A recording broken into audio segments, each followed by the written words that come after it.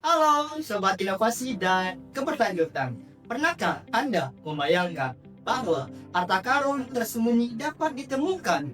Seringkali kita anggap limbah. Dan tahukah Anda bahwa Indonesia adalah produsen kelapa terbesar di dunia dengan produksi mencapai 2,83 juta ton per tahunnya dengan laporan data Organisasi Pangan dan Pertanian PBB atau yang kita sebut FAO menyimpan potensi energi yang tak terbatas.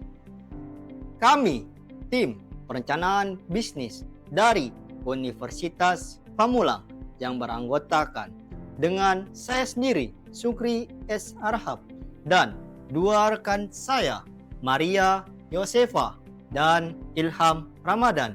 Kami siap mengajak Anda untuk menghadirkan solusi masa depan dengan menciptakan energi yang berkelanjutan. Setiap tahunnya, jutaan ton tempurung kelapa seringkali hanya berakhir sebagai limbah yang dibiarkan menumpuk atau dibakar begitu saja. Di sisi lain, dunia terus bergulat dengan ketergantungan bahan bakar fosil yang terbatas dan bisa mempercepat perubahan iklim global.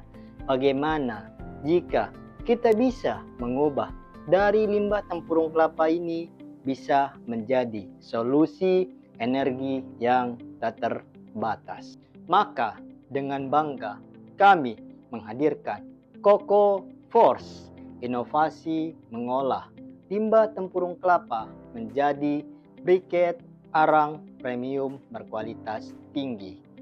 Bukan briket biasa, produk kami juga menawarkan pembakaran yang lebih efisien, yang lebih bersih, tahan lama, dan hemat biaya. Namun, inovasi kami tidak terhenti di situ saja. Kami memahami pasar yang beragam. Oleh karena itu, kami dengan bangga menyediakan layanan private labeling, memungkinkan para mitra strategis kami untuk menciptakan brand mereka sendiri.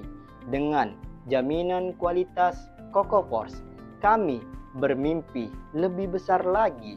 Coco Force berkomitmen untuk menjadi garda terdepan untuk menciptakan energi yang hijau. Coco Force juga secara khusus menyasar dan menembus pasar-pasar ekspansif seperti Timur Tengah dan Eropa yang haus akan energi yang tak terbatas. Kami tidak hanya sekedar menebak, tapi juga melakukan analisis secara mendalam melalui pendekatan analisis PESTEL, yakni yang pertama ada aspek politik. Pemerintah saat ini mendukung program hilirisasi dan energi terbarukan, termasuk seperti usaha Coco Force. Stabilitas politik nasional juga menciptakan suasana yang kondusif bagi pertumbuhan bisnis.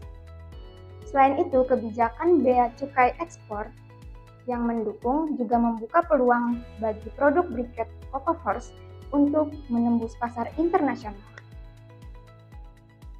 Yang kedua, ekonomi. Tingginya permintaan energi alternatif di pasar global memberi peluang besar bagi produk Coco Force.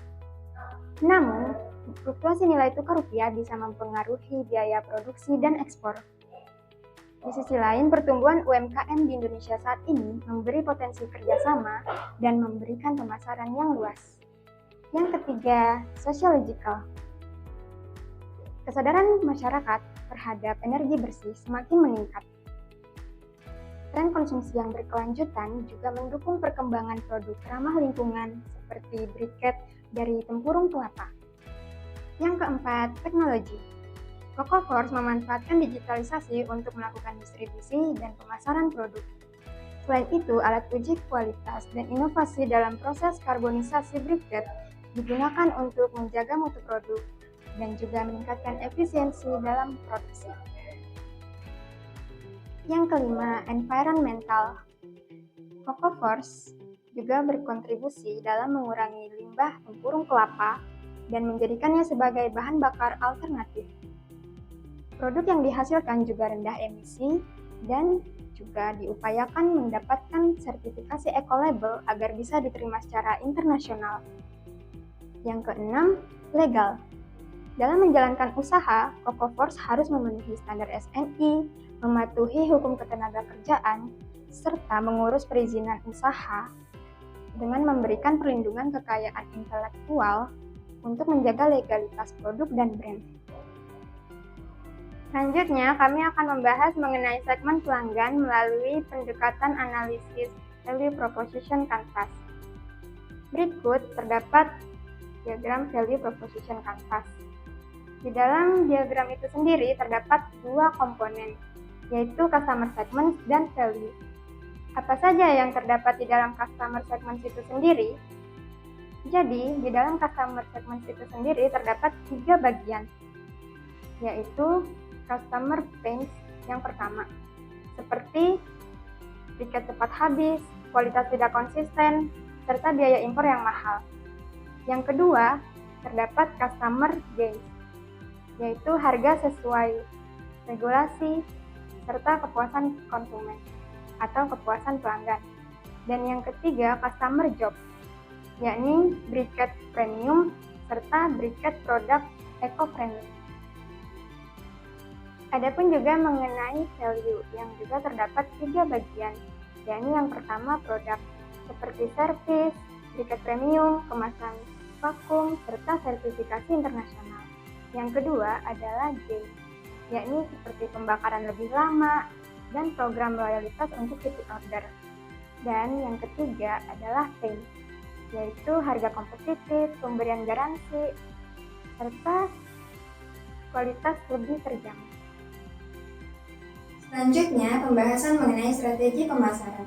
CocoForce menargetkan pasar Timur Tengah dan Eropa karena kedua wilayah ini memiliki kebutuhan yang tinggi terhadap bahan bakar alternatif, khususnya briquet. Adapun data dari UN Comtrade 2023 menunjukkan bahwa pasar Timur Tengah menjadi salah satu importir utama produk briquet dari Asia Tenggara, termasuk Indonesia. Untuk strategi pemasaran yang digunakan ialah 5A marketing. Oke, selanjutnya ada struktur organisasi CocoForce. Di pusat kepemimpinan kami ada CEO, sosok visioner yang mengarahkan strategi besar perusahaan dan memastikan setiap divisi bergerak sejalan dengan tujuan ekspansi internasional. CEO tidak bekerja secara sendiri.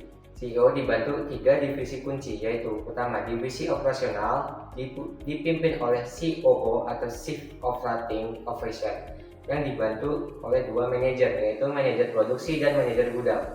Yang kedua ada divisi pemasaran yang dipimpin oleh CMO atau Chief Marketing Officer yang dibantu oleh tim marketing dan sosial media spesialis. Yang ketiga ada divisi keuangan dan administrasi yang dipimpin oleh CFO atau Chief Financial Officer yang membawahi tim finance dan tim administrasi. Dalam hal teknologi, kami menggunakan IoT atau Internet of Things, Machine Learning, PHP Laravel, Logistic Tracker API, Bootstrap, MySQL, dan Digital Marketing Tool yang mempunyai fungsi masing-masing. Masuk ke dalam aspek keuangan. Dalam menjalankan bisnis CocoForce, dibutuhkan modal-modal awal untuk produksi dan pemasaran. Modal ini diperoleh dari kombinasi investasi pemilik sebesar 40%, investor luar 30%, dan pinjaman bank senilai 30%. Total dana yang terkumpul mencapai 200 juta rupiah. Untuk kebutuhan modal awal, ada beberapa komponen yang perlu diperhatikan. Yang pertama ada alat produksi, kedua bahan baku, ketiga operasional, keempat biaya lain-lain. Kami juga menyusun bisnis model kanvas untuk menggambarkan secara ringkas bagaimana bisnis briquet dari tempurung kelapa bisa menjalankan usahanya.